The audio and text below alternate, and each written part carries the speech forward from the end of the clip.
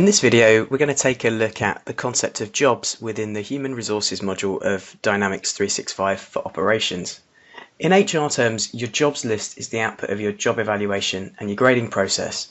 Where previously you might have stored this info in a series of text files and perhaps stored them on a shared drive and used them really only at the point of recruitment, now you can load those into your HR system and use elements of that data within your HR analytics. Let's see what that looks like in practice.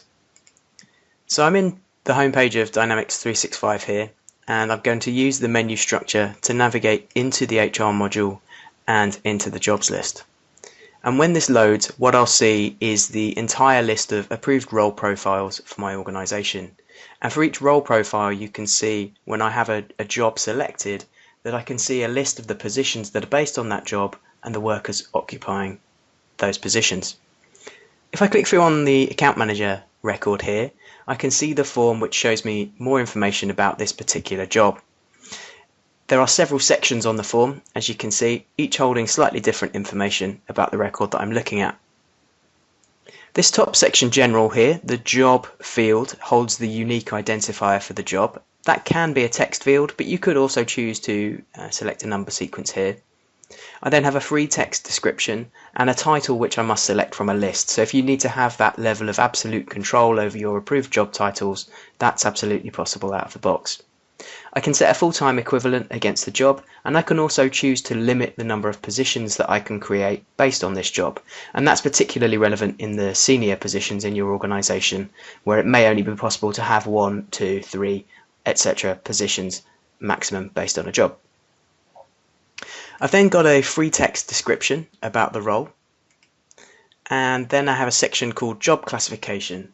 The classification section here allows you to create groups or categories within your workforce, and those groups and categories can then be used to set different rules for things like benefits and compensation. Now there is more detail about compensation in the compensation section here, and you can see I have the level, which is obviously pulled from my compensation setup, but it's a reflection of the grading of this particular role.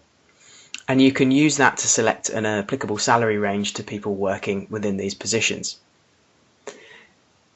If I participate in salary surveys or other benchmarking activities, I can add in those sorts of details to the role profile here, including the market price range for this particular role. And that's really powerful data to then be able to use in your analytics, particularly when you're looking at turnover, etc. The next 4 sections are all competency related: skills, certificates, tests and education. They're all pretty similar, but we'll take a look at skills. Now you can see I have a predefined list of skills that are applicable, and I can add more skills from my predefined list to this job. And this might be pulling data from your internal competency framework. So I can just select that this particular job requires a skill in cash flow management, and I can select the level that this role holder must have. So let's say they, as an accountant, probably need advanced cash flow management skills. As with most of the competency records, you can record the same data against a worker, which then in your analytics allows you to compare the skill set of the worker against the skill set that is determined to be required for the job. That allows you to identify training needs. It's also quite powerful in that it can help you to identify successors to certain positions. It's possible to search your workforce based on the skill set which are applicable to a job to find the person either within your applicant pool or within your current workforce who is the best fit for that particular skill set. The screening section allows me to record clearance type information that's required for a role.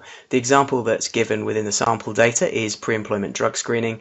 This list is entirely configurable, so you can add whatever is relevant within your organization. That might be criminal records checks, it might be financial appropriateness checks. Any kind of clearance that's required can be entered and selected here.